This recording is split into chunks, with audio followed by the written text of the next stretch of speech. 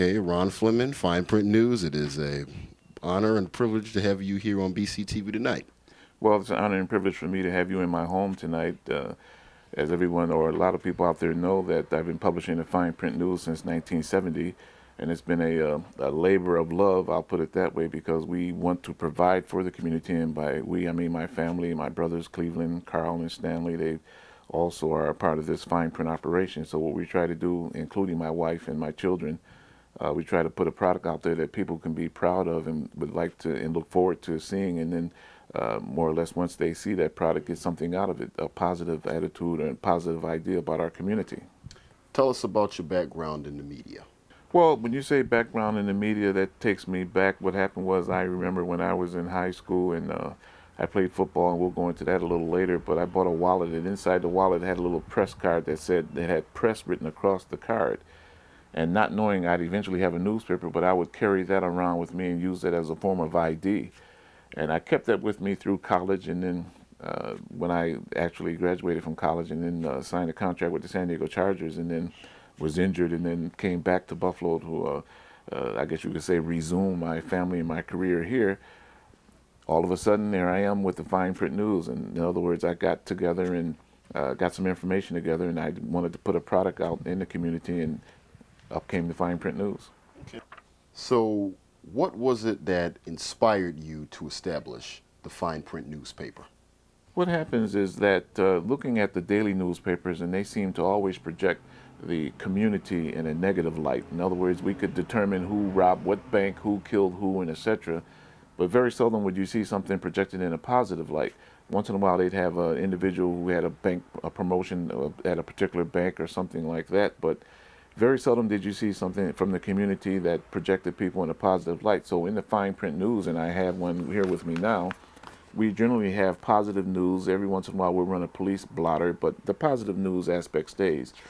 But in that a picture's worth 1,000 words, when many people think about a fine print, they'll think about the collage that we run in the Fine Print News. And so knowing that a picture's worth 1,000 words, and then seeing all those pictures in the fine print, we noticed that a lot of the kids and even adults would be excited and happy about seeing themselves in a newspaper in a positive situation, either smiling or at a party or an event, a church event or something of that kind. So we try to make sure that fine print stays even on an even keel in regards to having photographs, and then photographs with a caption, and then positive news in order to have that projected in the community.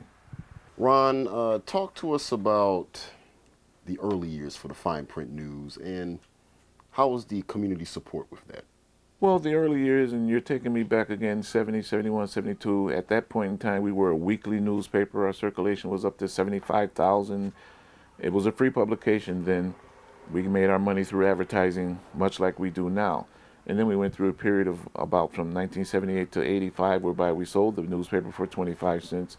And I wasn't quite satisfied with that, because in many cases, when you came back the following week, there'd still be papers left, whereby the community would not be supportive to the point where they would pay the 25 cents for the Fine Print News, but they still wanted the Fine Print News. And in fact, you find that now, whereby your publications that are for sale now, when you come back the following week, there are some left on the counter. And I wasn't quite satisfied with that. I wanted every fine print in the hands of some person or some individual. And I felt it was my duty. And in many cases, kids, they just don't go in and buy a newspaper, and they wanted to see the collage and the other information that we had in there about kids in school and etc. So I decided that we would put the newspaper out there, much like the radio. You can turn on the radio and listen to it for free, other than the electricity that you have to pay for. But you can get a Fine Print News, and you can read the fine print, and then you can feel good about some of the things you see. And so this is why we decided to stay a free publication, and then we've gotten to the point whereby we would come out twice a month and etc. So we try to provide that for the community, a free publication, something that they can hold on to, consider it as being something that they can own. They have a investment in, other than paying the 25 cents for it, but their investment is the investment of reading it, and the investment of sending us articles that we can put in the fine print. Why don't you explain for our audience the economic conditions and some of the staff transitions that Fine Print News went through? Well, you know, we went through a tremendous transition. As I mentioned before, being a weekly publication, we had offices at 10 Lafayette Square, right downtown, 16th floor. and people got excited about coming down there because we had a name game and a mistake game in our newspaper, whereby when you find your picture in the paper, you could bring it to the 10 Lafayette Square location and win what we call a pound note, or $5, or sometimes you get a certificate to one of the supermarkets for some groceries, or a movie pass, or even a cleaners, a pass to get something taken off some of your clothes that you have in the cleaners and etc. But at any rate, we had it so that you could at least get paid for reading the fine print.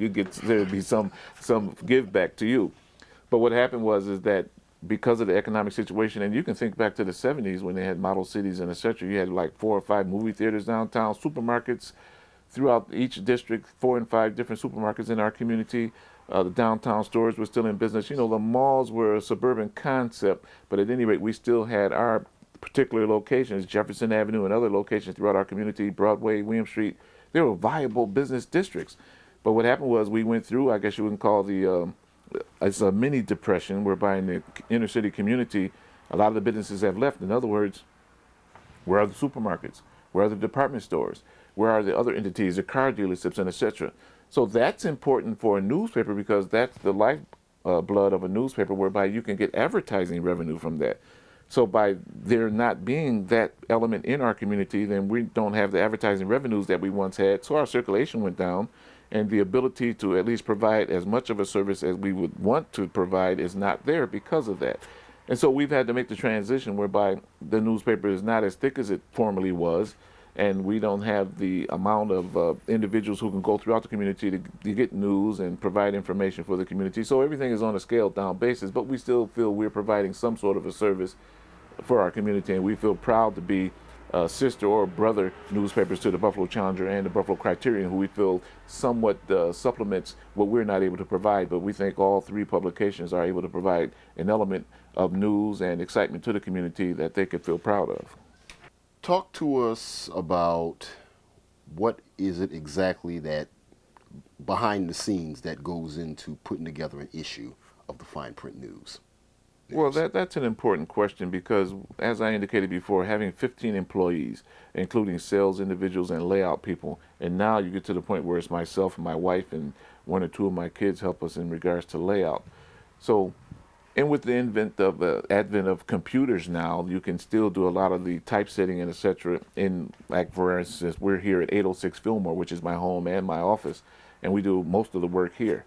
And so we do our layout here, and I have a developing capability whereby I can develop pictures and things of that kind. So it's a situation whereby we do the production of the newspaper right here at 806 Fillmore, and we're able to do it with the in-house, I'll call it that way, so that we can utilize the family members in order to get that done.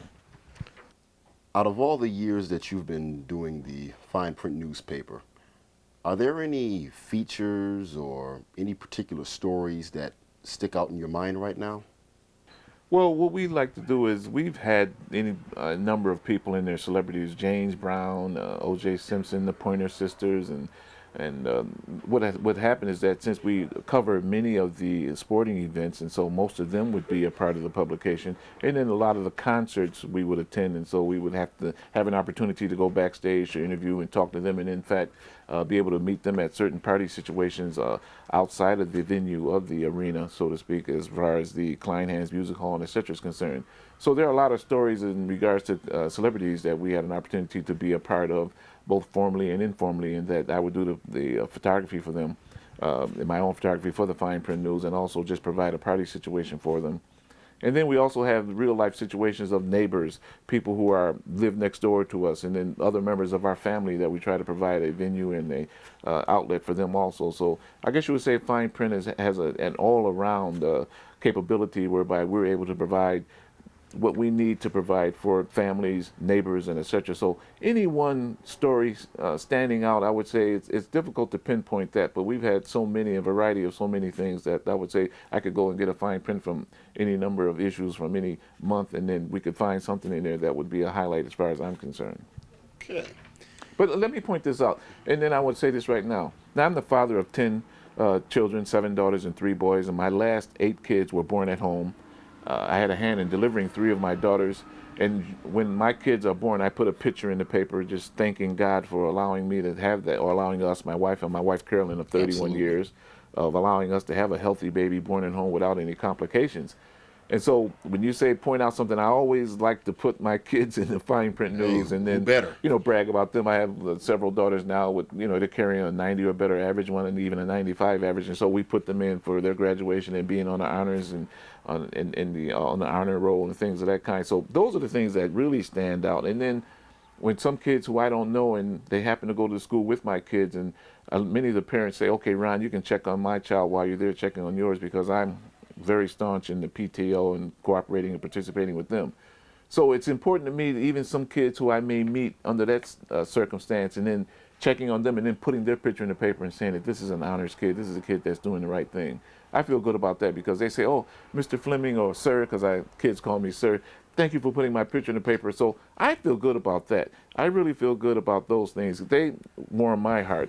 And then a lot of things I do now, working with the block clubs. Recently, I was appointed or elected the president of the board of block clubs of Buffalo and Erie County, and serving with Louise Bonner and people like that, Shakur Al-Jawani and the Patent Cat Massey and Althea Ware and people like that, working with them and then running that information through the fine print news with the Fillmore Consummated District Block Club Coalition, Sophie Bai, Judy Ramirez, and Angie Gajewski, Dorothy Bob, Ruthie Bob, and those individuals, working with them and putting that information in the fine print news. I feel good about that, because in many cases, block clubs, they don't get publicized the way they should be. And so being able to provide, at least have fine print provide that venue for them, I feel good about that. And then also the churches, when they want to put information into. So again, it's an all-around newspaper in that we equal opportunity publicists for people, providing they want to put some information in the paper. But I feel good about a lot of those things. Ron, in your own words, explain what is the importance of the black media. What are your views on the state of the local media right here in the city of Buffalo, New York? Well, what happens is now, I guess you can say we're one newspaper town as far as the daily is concerned. And that happens to be the case in a lot of your major cities. You have one daily newspaper, notwithstanding New York City that has the two tabloid newspapers, but most of your cities have one daily newspaper. Some have two. But as far as there being a newspaper that's owned by the community and of the community and for the community, and that's what I consider many of the tabloids that feature many articles involving African Americans and etc., you don't have that. And so as far as Buffalo is concerned, I give the news credit in that they make an attempt to provide a service for our community and being able to let us have information in there that is reflective of the community, positive information. But basically it's a daily newspaper, and it has that code of newspaper conduct as far as dailies are concerned, whereby they'll report many of the negative things about the community. But I don't fault them for that. People want to know about that also, so you just can't sugarcoat a lot of things. We want people to know about a lot of things that happen in the community, but when you don't have the finances that the daily newspapers have, and you don't have the reporters, and even considering the Channel 7, Channel 2, and the other newspaper along with the TV stations. I may as well say Channel 4, make sure I say 2, 4, and 7. I don't want to leave anybody out. But at any rate, when you don't have the finances whereby you can have reporters that can be on the spot, they have their own vehicles, they can follow the police scanner and then stay on top of a lot of things. A lot of our news is based on a monthly, weekly cycle. And so you're not able to provide really what you want for your community that you would like to, providing you had the budget, but we do the best we can. Okay.